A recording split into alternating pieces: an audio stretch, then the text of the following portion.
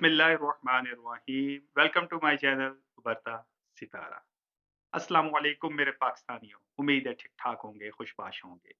Import documents एक ऐसा topic है जिसके बारे में हर बंदा जानता है। लोगों को समझ नहीं आती ये डॉक्यूमेंट्स कौन से होते हैं, किस किस्म के होते हैं और खास तौर पे वो लोग जो एक मुकम्मल कंटेनर मंगवाना चाहते हैं। लाइसेंस भी उनके पास है, लेकिन डॉक्यूमेंट्स की समझ ही नहीं है।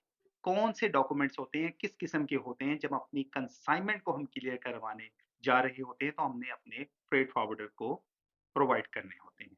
और वो लोग भी जो कि एलसीएल कार्गो मंगवा रहे हैं, उनको भी इन डॉक्यूमेंट्स की ज़रूरत होती है। डॉक्यूमेंट एक ही तरह के होते हैं, लेकिन इनकी नेचर क्या होती है, इनका वर्क क्या होता है, आज के व्लॉग में मैं आपको यही बताऊँगा। नए आए हैं तो चैनल को लाज़मी सब्सक्राइब करें, बेल आइकन पे क्लिक करें। एक बिज़नेस ओरिएंटेड चैनल है, आइडियाज़ से लेके आपको ट्रेडिंग से लेके मैन्युफैक्चरिंग इसमें सिखाई जाती है और बताई जाती है, और इसी तरह दुनिया भर से कोई भी प्रोडक्ट मंगवाने के लिए आपको इसमें तरीक़ेकार भी बताया जाएगा, प्रॉपर्ली सिखाया जाएगा। दोस्तों के साथ भी शेयर करें, और मुझसे बात करनी हो, नीचे ईमेल एड्रेस मौजूद है। किसी टाइम भी आप मुझे ईमेल कर सकते हैं, लेकिन फ्री हुआ फ़ौरन जवाब ज़रूर दूँ। इम्पोर्ट कोई भी प्रोडक्ट करनी हो, पहले तो देखना होगा उसका वज़न क्या है। अगर तो 25 केजी से कम है, तो उसके जो डॉक्यूमेंट्स हैं वो आपका फ्रेट फॉरवर्डर खुद ब खुद सँभालेगा। आपसे उसको कोई चीज़ रिक्वायर्ड नहीं होगी, सम टाइम आईडी कार्ड या एनटीएन,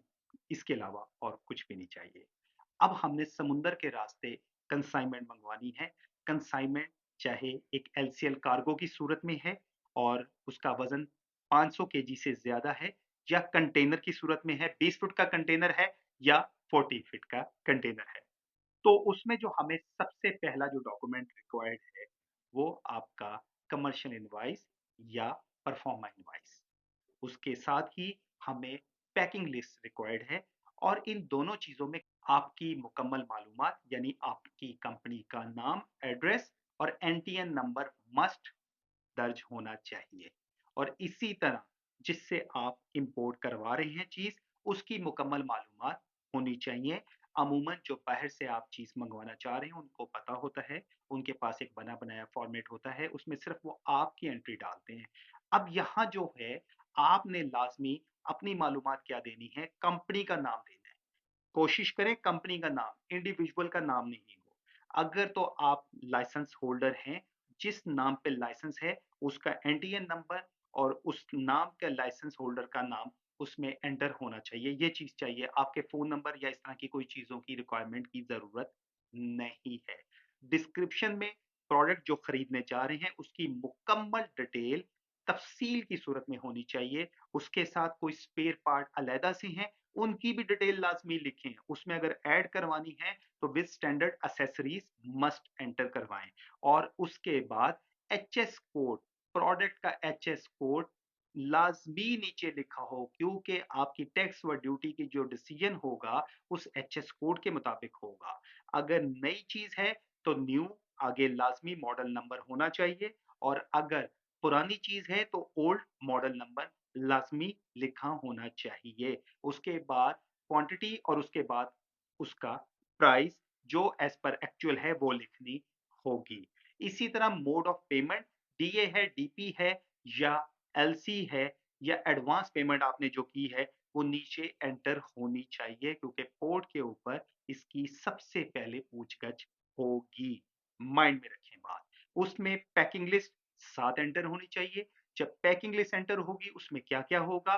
देखें, उसमें मुकम्मल उसका वज़न लिखा होगा, ग्रॉस वेट और नेट वेट उसका लिखा होगा, और इसी तरह उसका टोटल सीबीएम लिखा होगा, यानी विड्थ, हाइट और लेंथ निकाल कर एक सीबीएम निकलेगा, तो वो भी एंटर होगा।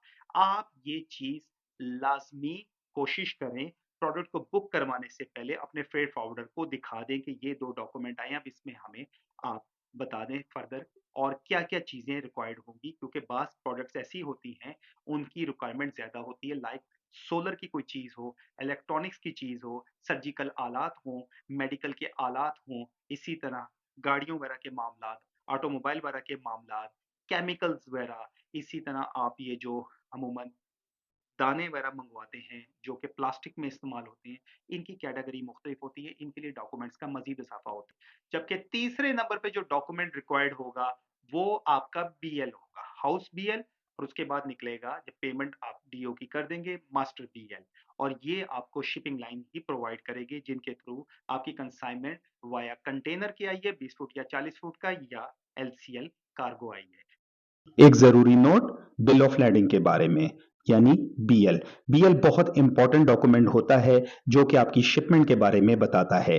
इसके अंदर आपकी मुकम्मल तफसील और सप्लायर की तफसील, इसी तरह प्रोडक्ट की तफसील, चाहे वो एलसीएल कार्गो हो, चाहे 20 फुट का कंटेनर हो, चाहे 40 फुट का कंटेनर हो, उसकी मौजूद होती है। साथ ही उसमें दर्ज होता है जिस कंटेनर में ये रखकर माल आ रहा है उसका नंबर, जो कि आप ट्रैक भी कर सकते हैं। बीएल शिपिंग कंपनी इशू करती है, चाहे आपने हायर की है, चाहे आपके फ्रेट फॉरवर्डर ने हायर की है, लेकिन बीएल उसी को मिलता है जिसके नाम के ऊपर यह कंसाइनमेंट बुक हुई है, यानी कि जिसका लाइसेंस इस्तेमाल हुआ है।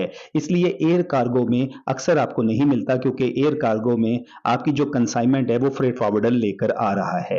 एक बड़ा अहम डॉक्यूमेंट होता है, वाया सी कंसाइनमेंट में ज्यादातर इस्तेमाल होता है, चाहे एलसीएल कार्गो आई है, चाहे एफसीएल कार्गो आई है। इस डॉक्यूमेंट को जमा करवाने के बाद ही आपकी शिपमेंट भी क्लियर होती है बाकी डॉक्यूमेंट्स के साथ।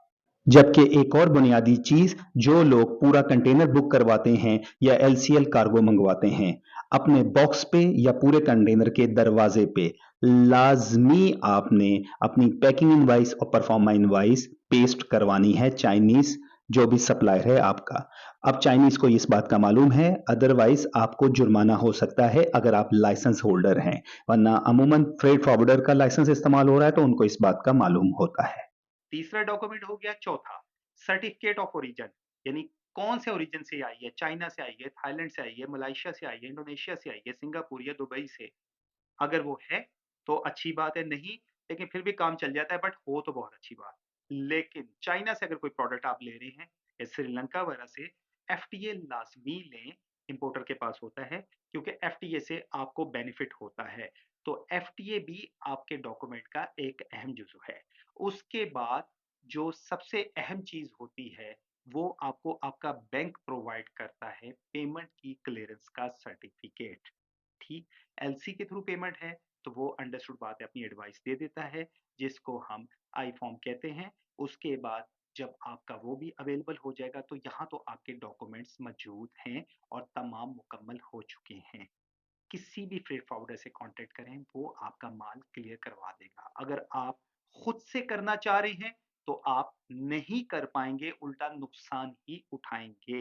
लाइसेंस नहीं है, प्रोडक्ट मंगवाना बहुत जरूरी है, प्रोडक्ट को पसंद भी कर लिया है, सप्लायर भी मौजूद है, पेमेंट भी भेजने के लिए रेडी है, फ्रेट फॉरवर्डर पाकिस्तान में हायर करें, उसको परफॉर्मा इनवाइस या कमर्शियल इनवाइस और पैकिंग लिस्ट दिखाएं, वो आपको उसका तमाम तरीकेकार समझा देगा, और लाइसेंस अगर हुआ वो अपना इस्तेमाल कर सकता है। इसमें फिर आपको एक नया लाइसेंस बनवाने की जरूरत नहीं है। फ्रीक्वेंटली काम करना चाह रहे हैं, बार बार इंपोर्ट करना चाह रहे हैं, लाइसेंस मस्ट बनवाएं। लाइसेंस बनने के लिए डॉक्यूमेंट्स कौन से होते हैं, मेरी एक वीडियो प्लेलिस्ट में मौजूद है इंपोर्ट एक्सपोर्ट में, आप देख सकते हैं। फिर भी आपको कोई सवाल हो मुझसे लाजमी कीजिएगा। फी अमानिल्लाह, पाकिस्तान जिंदाबाद।